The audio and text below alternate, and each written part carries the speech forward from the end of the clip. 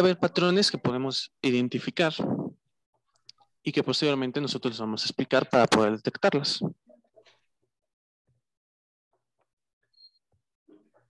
Bueno, los defectos cardíacos congénitos suelen ser bien tolerados antes del nacimiento y el diagnóstico se va a dar en la primera semana de vida en el 40 al 50%.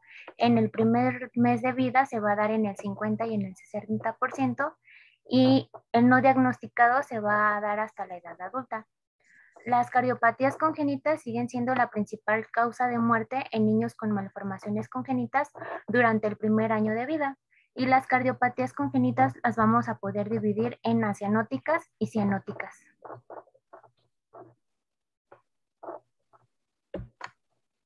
Bueno, vamos a tener primero las acianóticas. Una de las principales es la comunicación interauricular. Bueno, dependiendo como tal, dónde esté este daño y de qué tipo, se van a dar las manifestaciones clínicas. Bueno, tenemos que el agujero oval permeable. Ahorita que dejes el hemoderivado. Espérame. Continúa, perdón. Sí, bueno, tenemos que el agujero oval está en 25% de las personas y clínicamente se pueden distinguir 4 tipos de comunicación interauricular. Uno de los más comunes es el defecto de ostium secundum. También puede haber un defecto del cojinete endocárdico con defecto del ostium primum y un defecto a nivel del seno venoso, y también puede existir una aurícula común. Más adelante les voy a explicar todas. La que sigue, por favor. Bueno, la más común es la comunicación de tipo ostium secundum. Bueno, esta va a ser, se va a localizar a nivel de la fosa oval y principalmente van a ser defectos que se pueden hallar en el septum primum o también en el septum secundum. Esta silla de ostium secundum generalmente son bien toleradas durante la niñez. Bueno, a menos que sea muy grande, ya dependiendo. Más adelante va a haber más características, pero en general son pequeñas y son bien toleradas durante la niñez. Bueno, uno de los principales síntomas, como generalidad, es que van a cursar con hipertensión pulmonar. Incluso estos defectos pueden ser múltiples y en los niños mayores sintomáticos no son infrecuentes con defectos del diámetro de 2 centímetros o más. También es importante que las niñas van a presentar este tipo de defecto con mayor frecuencia que los niños, en una proporción de 3:1. Y la silla de tipo ostium secundum constituye uno de los 2 tipos más frecuentes de cardiopatías congénitas. La que sigue, por favor. Bueno, también pueden existir perforaciones a nivel del septum primum, como pueden ver en la imagen. Ahí tenemos que está la vena cava inferior, la vena cava superior, y existe múltiples perforaciones a nivel del septum primum, justamente en la válvula del agujero oval. La que sigue, por favor. También puede haber perforaciones, también puede haber defectos en el septum primum. Cuando este septum primum es muy pequeño o es muy corto, puede existir un defecto a nivel del agujero. Ahí podemos ver que el agujero oval está bien, pero el septum primum es muy corto, por lo que va a haber un cortocircuito de izquierda a derecha. La que sigue, por favor. También vamos a tener que puede haber estos son más, les puse todas las imágenes, pero también podemos tener que puede haber un agujero oval permeable. Este agujero oval permeable se debe porque muchas veces el septum primum no se reabsorbe de una manera correcta.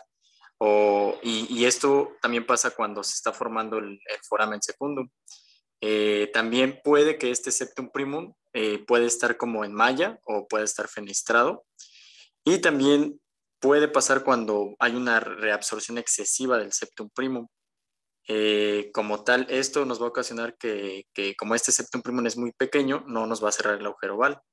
También puede haber que un agujero oval excesivamente grande, que como tal el agujero sea muy grande, el agujero oval sea muy grande, y no necesariamente el septum primum sea muy pequeño, por lo cual también este septum primum no va a alcanzar a cerrar el agujero oval. También podemos tener que puede haber un agujero oval permeable, aislado y pequeño, y que puede estar en conjunto con otros defectos como estenosis o atresia. También es importante mencionar que la sangre va a ser desviada desde el agujero oval hacia la aurícula izquierda. Y es cuando, bueno, esto más adelante se los voy a escribir, pero esto también nos va a dar un síndrome. Y ya cuando aparece este síndrome ya nos va a dar cianosis. La que sigue, por favor. Aquí les puse las imágenes. Por ejemplo, aquí tenemos que el agujero oval es muy grande y también que el septum primum es muy corto, lo que va a ocasionar que también exista un paso de sangre de la aurícula izquierda a la aurícula derecha. Del otro lado de la imagen número C, de la imagen C, aquí tenemos que el agujero oval es grande y que el septum primum es normal, pero a pesar de que este es normal, va a haber un flujo de sangre. La que sigue, por favor. Bueno, también puede haber, no solo puede haber defectos como tal en el ostium secundum o primum, sino que también puede haber defectos en los cojinetes endocárdicos. Por ejemplo, aquí tengo la imagen cuando el septum primum no se fusiona con con la parte como tal del cojinete endocárdico de abajo, la parte, por así decirlo, de abajo de la aurícula, se va a observar una hendidura en la valva anterior de la válvula mitral, como se ve en la imagen. Ahí tenemos el agujero que está permeable y abajo tenemos en la imagen A, se puede ver cómo está el defecto del tabique. Ahí se ve el espacio. También en la imagen B se puede ver cómo está la comunicación interventricular, ahí a la altura del cojinete endocárdico. También esto lo puse que no va a haber una fusión, también no puede existir una fusión de los cojinetes endocárdicos y también puede haber un defecto en el centro del corazón y este defecto se le puede denominar defecto del tabique auriculoventricular. También investigué que este tipo de comunicación en específico se observa más en pacientes con síndrome de Down y, bueno, más en pacientes, un 20% de los pacientes que tienen síndrome de Down. La que sigue, por favor. Aquí, por ejemplo, les puse otra imagen cuando hay también una malformación a nivel de la hendidura, en la válvula mitral, pues también existe un paso de sangre de la aurícula izquierda a la aurícula derecha. En la imagen también se puede ver cómo está el foramen, como tal el foramen primum, y pues está totalmente abierto, por lo que va a ser permeable también el paso de sangre, a pesar de que la fosa oval se encuentre bien. La que sigue, por favor. Bueno, también va a haber otra malformación, que son las de tipo venoso. Estas ya se encuentran, también se pueden mencionar como comunicaciones interauriculares altas, ya que están muy cerca de la vena cava superior. Se va a ubicar en el tabique interauricular y también esta se debe porque hay una absorción incompleta del seno venoso en la aurícula derecha. También es importante mencionar que la aurícula común va a ser un defecto cardíaco que es infrecuente, en donde no nos va a existir un tabique interauricular. Bueno, esa ya es otra patología. Y la aurícula común se va a dar por la falta de desarrollo entre el septum primum y el septum secundum. La que sigue, por favor.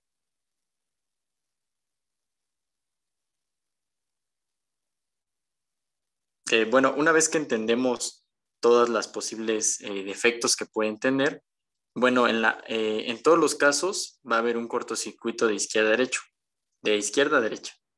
Esto generalmente nos va a pasar al final de la contracción ventricular, o también llamada telediástole. Bueno, ¿qué va a pasar? De inicio, va a haber una sobrecarga de volumen en las cavidades derechas, porque va a llegar más sangre de la que debería de llegar, por lo que nos va a dar una hipertrofia de de la cavidad derecha, y esto también puede ser un detonante para las arritmias de predominio auricular. La que sigue. También es importante mencionar lo que pasa a nivel de las capas de las arterias pulmonares, ya que, bueno, como hay una hipertrofia ventricular derecha, va a haber un daño que al aumentar este flujo de sangre al pulmón, o también llamado hiperflujo pulmonar, nos va a dar un daño hacia las capas musculares.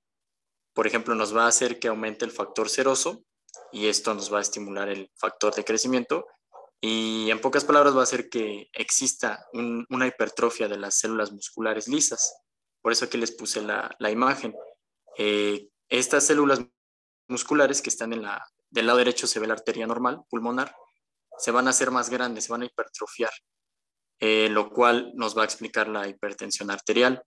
Se van a incrementar las resistencias vasculares pulmonares por este daño que hay a nivel del endotelio y incluso si esto aumenta, puede darnos una inversión del cortocircuito, que ahora sería de derecha a izquierda. Y también esto se llama síndrome de Eisenmenger. Más adelante también lo vamos a explicar, pero esto es como una generalidad nada más. Va a existir mucho flujo, mucho daño en la arteriola como tal, una hipertrofia de la capa media, una lesión en la capa neoíntima y pues no va a funcionar correctamente, lo que nos va a dar una fibrosis de esta capa. La que sigue, por favor. Es muy importante también mencionar los hallazgos clínicos que vamos a tener. Bueno, como tal, en defectos pequeños no hay realmente no hay muchas repercusiones a nivel del gasto cardíaco o gasto pulmonar. Tampoco se han visto muchos síntomas, pero uno de los principales que haya cuando hay un defecto de mayor tamaño es, por ejemplo, que podemos utilizar, podemos a la exploración física encontrar el latido de Dressler, que va a ser un latido que lo podemos nosotros palpar en el ápex del corazón. Y bueno, este se va a producir por la hipertrofia que hay en la cavidad derecha, en el ventrículo derecho. También vamos a poder encontrar, puede o no haber un soplo mesosistólico que va a ser de tipo eyectivo en el foco pulmonar. ¿Esto por qué? Pues por lo que les mencionaba, por el hiperflujo, por el aumento de sangre que va a haber en la arteria pulmonar. Aunque también, bueno, también mencionaba que en pacientes con hipertensión arterial pulmonar se va a auscultar disminuido. También podemos encontrar un desdoblamiento del segundo ruido en ausencia de hipertensión arterial pulmonar. También puede que esté un latido palpable en el foco pulmonar. También podemos encontrar un soplo de insuficiencia pulmonar, obviamente esto secundario a lo de la hipertensión, y también podemos encontrar un primer ruedo cardíaco normal, pero que este va a tener una acentuación del cierre tricuspidio. La que sigue, por favor. Bueno, el diagnóstico principalmente va a ser por ecocardiograma transtorácico. Este es el estudio de elección.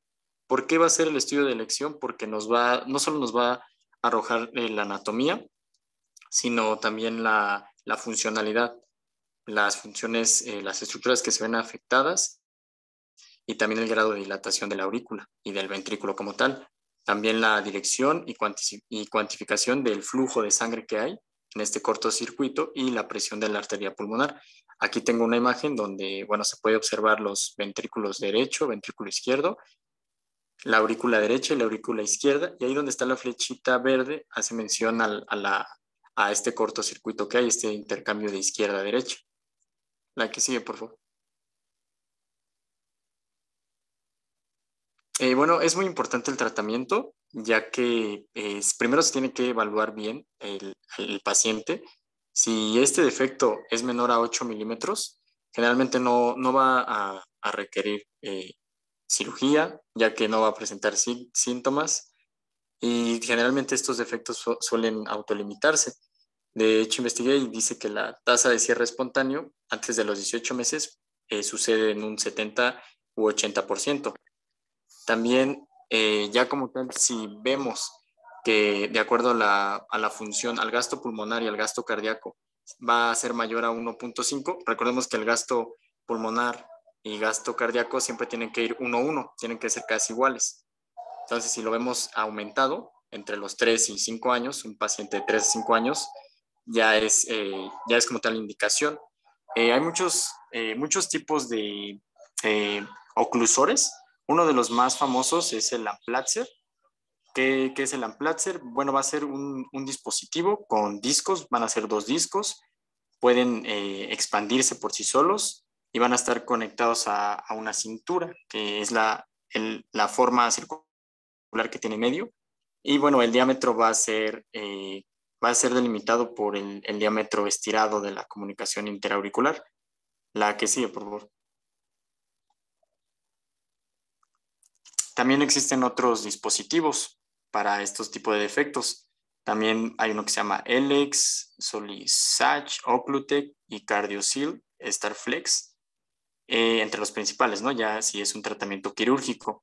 Ahora, también debe haber un tratamiento farmacológico durante los 6 meses las guías de práctica clínica mencionan que debe haber 75 miligramos al día de clopidogrel y de 2 a 5 miligramos al día de ácido acetil salicílico.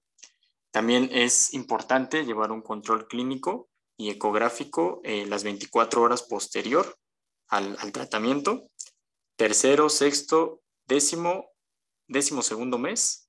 ¿Para qué? Para, bueno, descartar que existan trombos, que exista una mala posición en el dispositivo o que pueda haber un derrame pericárdico. La que sigue, por favor.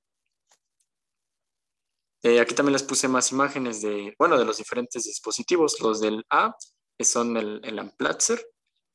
Los B tenemos el Gore-Elix, que es un oclusor septal. Los de la C es el CardioSeal.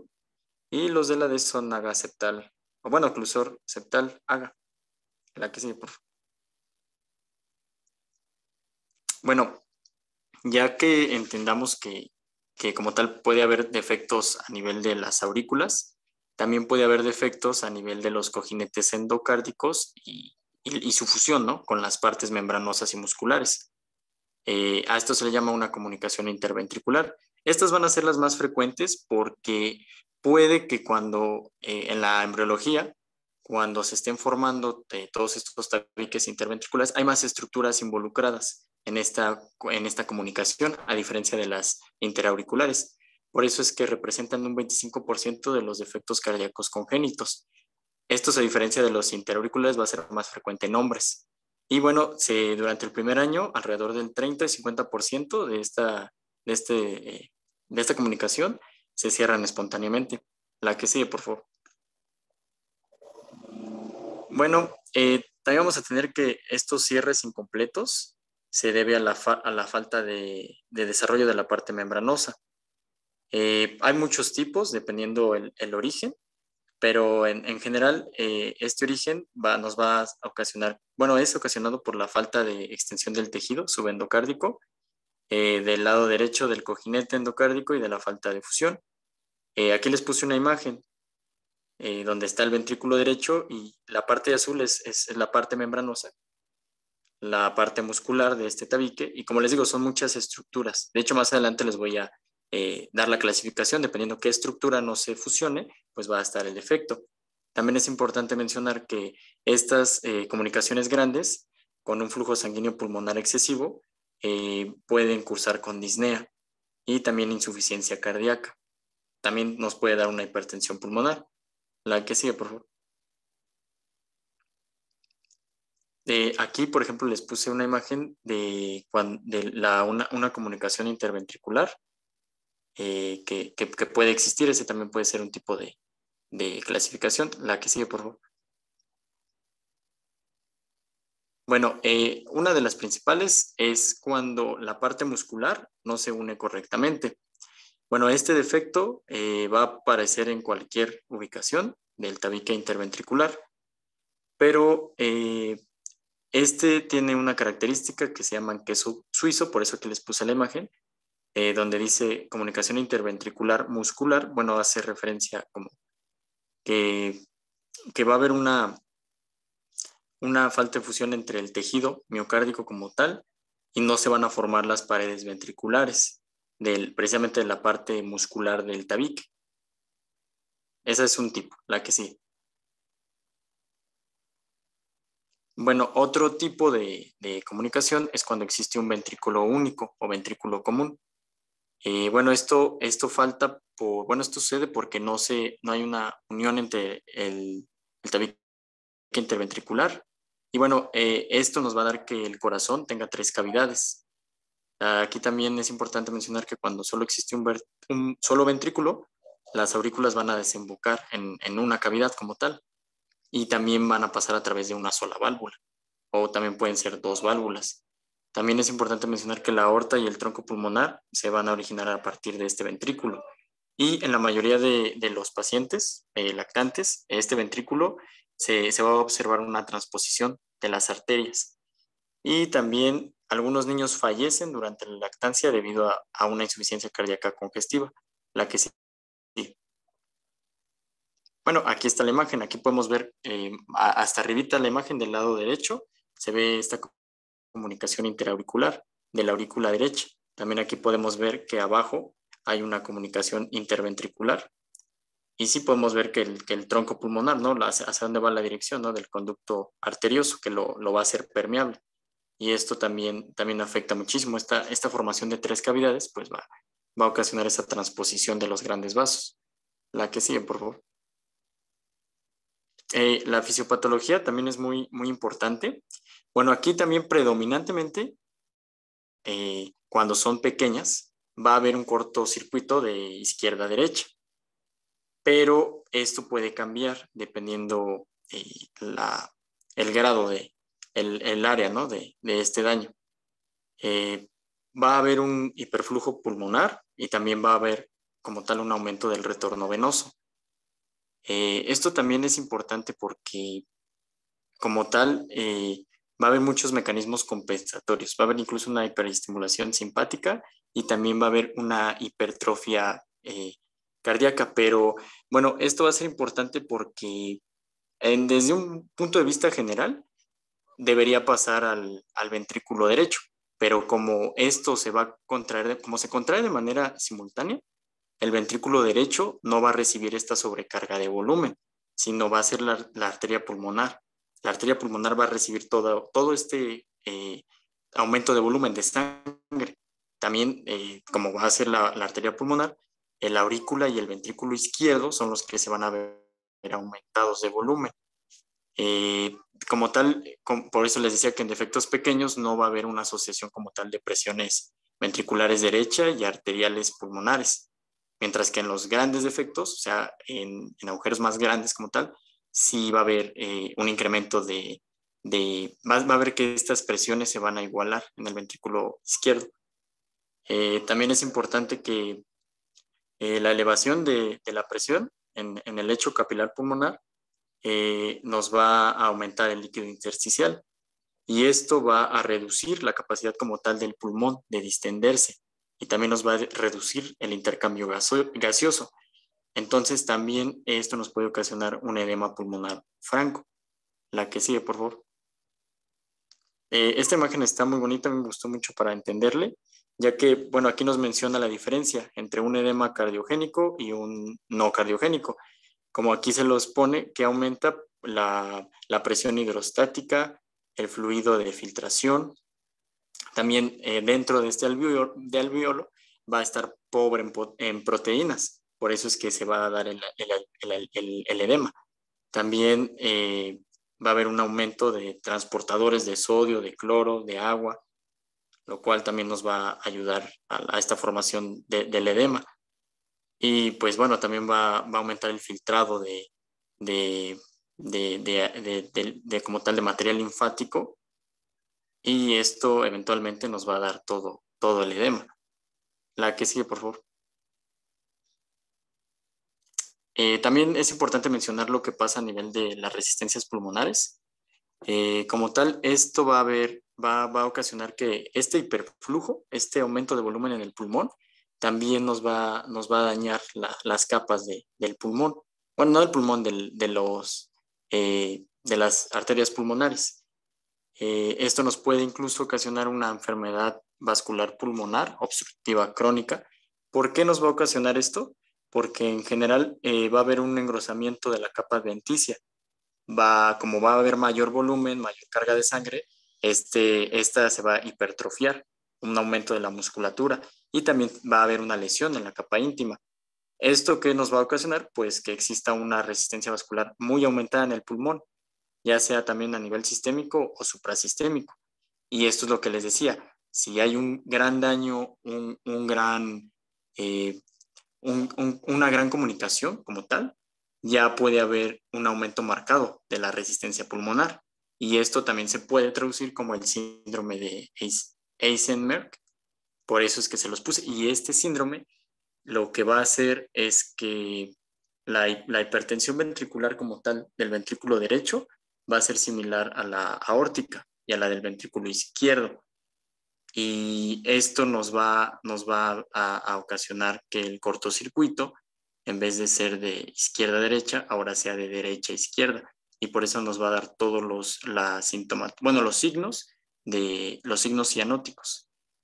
Y esto, si también se combina con una enfermedad vascular, pues también va a aumentar los factores del cuadro clínico, que más adelante se los voy a decir, pero esto, bueno, es como en general. La que sigue, por favor. Bueno, el cuadro clínico es muy importante. Hay muchísima literatura, pero bueno, habitualmente el soplo se va a detectar en las primeras semanas de vida. Generalmente se va a auscultar en el tercer o cuarto espacio intercostal. También es importante que en la inspección podemos ver un retraso en el niño, de acuerdo, o sea, un retraso en el crecimiento, no es de acuerdo, su estatura no es de acuerdo a su edad.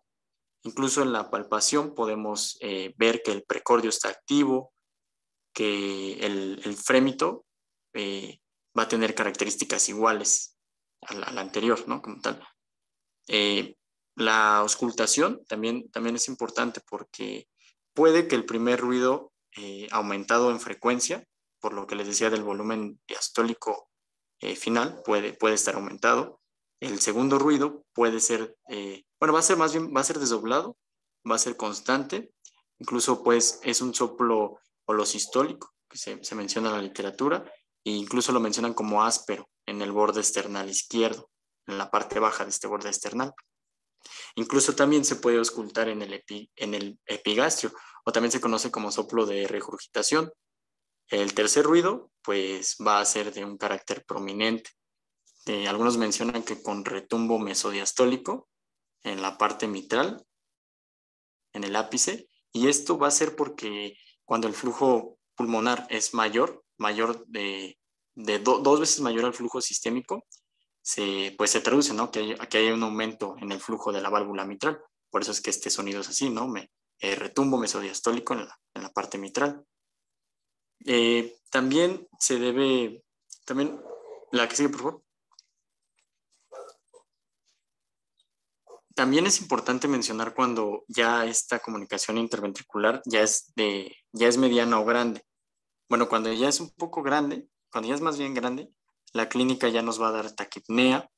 ¿Por qué? Porque al paciente ya le va a costar trabajo respirar, una sudoración excesiva, por lo que les decía, ¿no? Por estos mecanismos compensatorios a nivel simpático.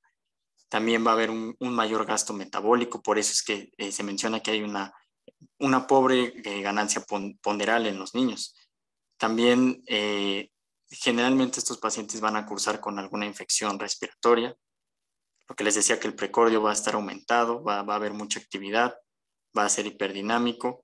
Incluso también podemos observar en ocasiones un hemitórax izquierdo abombado. El soplo de los defectos medianos es pansistólico, de carácter rudo, con intensidad de 3 a 6, y también se va a asociar con el frémito. Como se los decía, también se puede auscultar en el ápex un tercer ruido y un soplo mesodiastólico de lo que les explicaba, ¿no? De la válvula mitral. La que sigue, por favor. Va a haber muchísimos auxiliares de diagnóstico para esta comunicación interventricular. Uno de los principales es que podemos utilizar el electrocardiograma. Cuando el aumento de este cortocircuito de izquierda a derecha es constante, es significativo, vamos a tener signos de crecimiento auricular izquierdo y ventricular izquierdo, porque va a existir una sobrecarga. También esto lo vamos a poder observar en el electro como una desviación a la izquierda del eje QRS. También algunos autores lo ponen como un giro antihorario en el plano frontal o una levorrotación, levorrotación o rotación antihoraria. La que sigue, por favor. Bueno, aquí les puse un electro que va a tener una comunicación interventricular. ¿Qué vamos a ver? Bueno, va a haber un ligero ensanchamiento de la onda P en B2. ¿Esto por qué? Por el crecimiento constante que va a tener la aurícula izquierda. También las ondas S van a ser profundas en B1, como lo podemos ver ahí en el electro, en B1 son profundas. Y también pueden existir ondas R altas en B5 y B6, porque todo esto va a ser característico de la hipertrofia ventricular izquierda y de la hipertrofia auricular izquierda. La que sigue, por favor. También puede ser de utilidad la radiografía de tórax, pero solo en caso de comunicaciones interventriculares medianas y grandes, ya que como tal va a haber un aumento, ¿no? de este aporte, ¿no? de este esfuerzo que va a tener. Por eso puede existir una cardiomegalia, ya que, pues, como les decía, va a haber un hiperflujo en las cavidades izquierdas y en el ventrículo derecho, y entonces, pues también puede existir que las partes, los componentes pulmonares estén aumentados por este hiperflujo y que también el tronco pulmonar se encuentre dilatado. Aquí les puse las radiografías donde se ve la cardiomegalia. Se ve la cardiomegalia en ambas radiografías. Y también cuando existe una elevación de las resistencias pulmonares evidente, ya más constante, más grande, también el tronco pulmonar puede, al igual que sus ramas, puede haber una disminución en la vascularización pulmonar en el tercio externo de los campos pulmonares. La que sigue, por favor. También, bueno, el tratamiento, más bien el diagnóstico de elección, el estudio diagnóstico de elección es la ecocardiografía igual, transtorácica. Esta va en la mayoría de los efectos no complicados. Es el principal estudio de imagen. Incluso también se toma de control para la cirugía. La ecocardiografía bidimensional también se puede acompañar del Doppler a color, y este también es muy importante porque nos va a permitir determinar el número, el tamaño, la localización de esta comunicación interventricular y también pues las características funcionales, ¿no? que tenga este cortocircuito, ¿no? Y también repercusiones funcionales que tenga en este cortocircuito. También nos va a proporcionar datos sobre la presión ventricular derecha y la arterial pulmonar. Bueno, esto lo hace por la medición del gradiente de la presión interventricular. Y aquí está la imagen de los ventrículos y de los aurículas, ventrículo derecho, ventrículo izquierdo, aurícula derecha, aurícula izquierda. Y sí, nos va a permitir mucho el tamaño, localización y morfofuncionalidades, ¿no? del cortocircuito. La que sigue, por favor. También puede existir un cateterismo cardíaco como estudio imagenológico. Aquí les puse las indicaciones muy, así hasta las subrayé, porque, bueno, esto sí es de utilidad para medir la presión arterial y pulmonar, las resistencias vasculares, como tal también se puede ver el tamaño, el número, la localización de los defectos, pero es muy específico. Es, por ejemplo, en las indicaciones es cuando existe una valoración preoperatoria de defectos amplios y múltiples con sospecha de patología, también cuando existe un defecto mediano con indicación de cirugía dudosa en pacientes con hipertensión pulmonar y cortocircuito izquierda-derecha, también cuando hay una oclusión del defecto mediante implantación de dispositivo por cateterismo. Entonces esas son indicaciones muy específicas. La que sigue, por favor. Aquí les puse otra imagen del cateterismo cardíaco, donde se pueden observar, ¿no? las arterias coronarias que están ahí. La que sigue, por favor. Bueno, es importante evaluar al paciente. Puede haber incluso un tratamiento preventivo, pero en ciertos grupos considerados de bajo riesgo. También existe un tratamiento médico, pero este se va a dar en pacientes con una comunicación interventricular pequeñas. No como tal, solo porque también se puede dar profilaxis cuando hay endocarditis infecciosa, pero no, es cuando cuando existen síntomas de insuficiencia cardíaca, ya se incorporan este tipo de medicamentos. Entre ellos, uno de los principales pueden ser diuréticos, vasodilatadores, suplementos de potasio. Aquí, por ejemplo, les puse que cuando ya hay signos de insuficiencia cardíaca congestiva, pues está indicado, por ejemplo, el captopril, enalapril, diuréticos como furosemida, espironolactona. Y sí hay mejora significativa de estos signos. También el tratamiento debe estar acompañado siempre de un control adecuado de nutrición. Se deben utilizar fórmulas hipercalóricas en caso de que la lactancia o las fórmulas que se utilicen no sean suficientes. Y ocasionalmente se va a requerir un control de de nutrición por sonda nasogástrica, por toma nocturna o continua. La que sigue, por favor. Bueno, el tratamiento quirúrgico. Antes que nada, se debe evaluar al paciente, ¿no? Se debe evaluar si amerita o no. En este caso, aquí están las indicaciones quirúrgicas. Principalmente vamos a tomar en cuenta las sintomáticas y las asintomáticas. Sintomáticas como insuficiencia cardíaca o hipertensión pulmonar. Ya, si no mejora al tratamiento que le dimos inicialmente, o incluso si hay una mala respuesta, esto ya es indicativo de tratamiento quirúrgico. También tenemos que evaluar el gasto pulmonar y el gasto cardíaco. Porque si es mayor a 2 y no presenta hipertensión pulmonar ni hay alguna estenosis, la cirugía correctora electiva debe ser al primer o segundo año de vida. Si este gasto cardíaco y gasto pulmonar es mayor y también existe una elevación de las resistencias vasculares pulmonares, pues bueno, se debe indicar la cirugía en cuanto antes. Y si es menor a 1.5, pues no como tal no puede existir una indicación quirúrgica. La que sigue, por favor.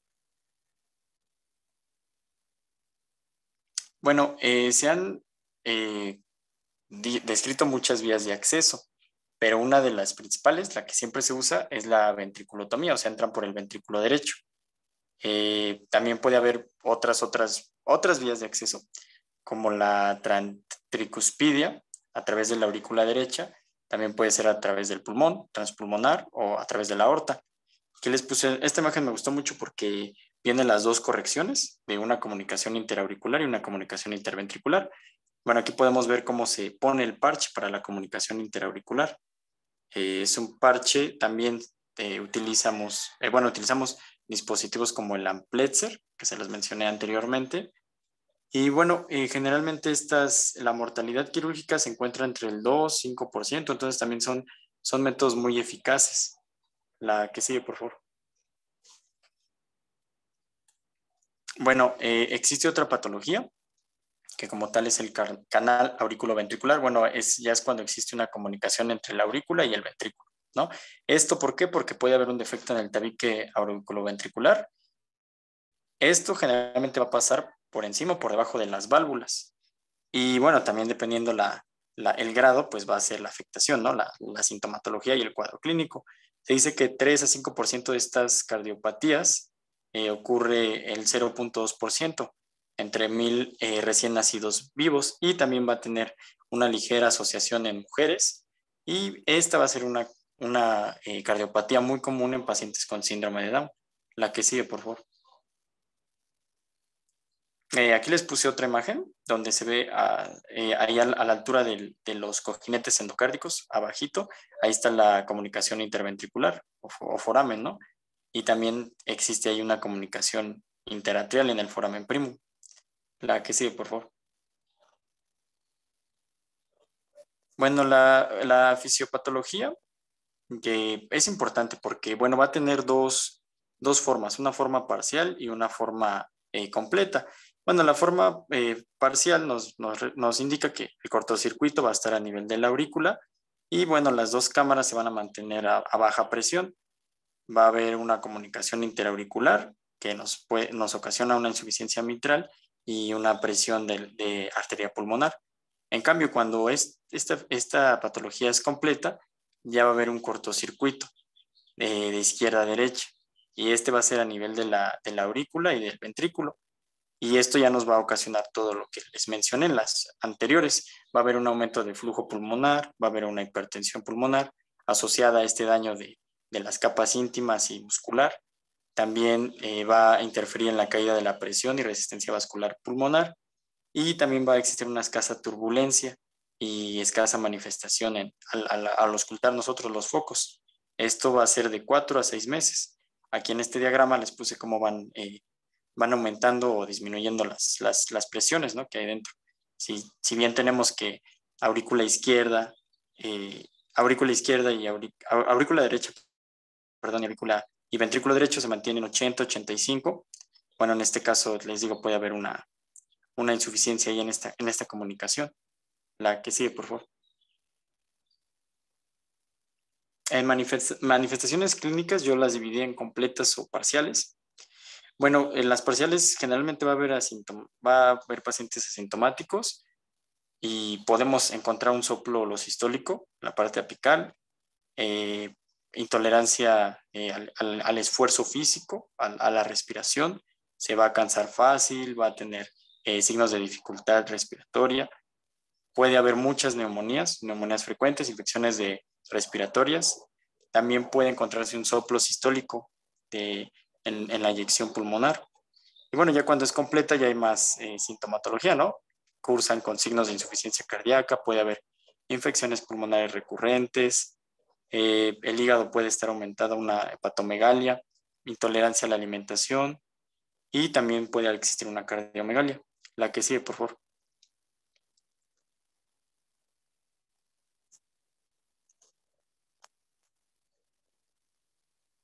Bueno, el diagnóstico también lleva el mismo procedimiento que la interventricular, bueno, que las anteriores. Se puede utilizar una radiografía de tórax, el electrocardiograma lo puse porque también puede haber una desviación del eje QRS por este retraso, ¿no? que existe entre el ventrículo derecho. También la velocidad del papel puede verse en B3, puede verse de 50 milisegundos por segundo, milímetros por segundo, perdón. Podemos utilizar también el electrocardiograma, ecocardiograma, puede también utilizarse el cateterismo cardíaco y una angiocardiografía. También podemos utilizar ecocardiografía con Doppler, oximetría e incluso una ventriculografía. La que sigue, por favor. Bueno, el tratamiento debe de referirse dependiendo si es completa o si es incompleta, ¿no? Si es completa, tiene que ser quirúrgico. Esto va a ser durante la lactancia. Y bueno, se utilizan 1 o 2 parches y también las válvulas AV se reconstruyen, como en la imagen. Una visión ahí con un panorama cefálico y ahí se pone el parche para disminuir, ¿no? Esto. También del número 5 tenemos ahí la válvula mitral, la tricuspidia y cómo se pone este parche, ¿no? Para evitar esta comunicación interventricular. Ahora, cuando es de tipo ostium primum o parcial, esto va a ser en edad pediátrica y se tiene que hacer una incisión en la aurícula derecha. También reaparición de hendiduras pues como tal de este defecto, de esta comunicación, como está en la imagen, y se va también a hacer un cierre por inserción de parche, como en la imagen 6, que está el parche de la comunicación interauricular, la válvula tricuspidia y del otro lado está el parche, ¿no? Que va a cerrar este defecto. La que sigue, por favor.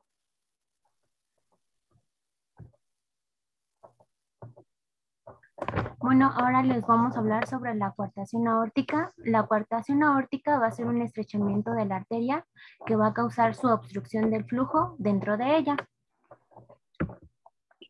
Un segundo. Un segundo antes de que sigas. ¿Dudas o preguntas con estos tres los temas? Con estos defectos de la tabicación.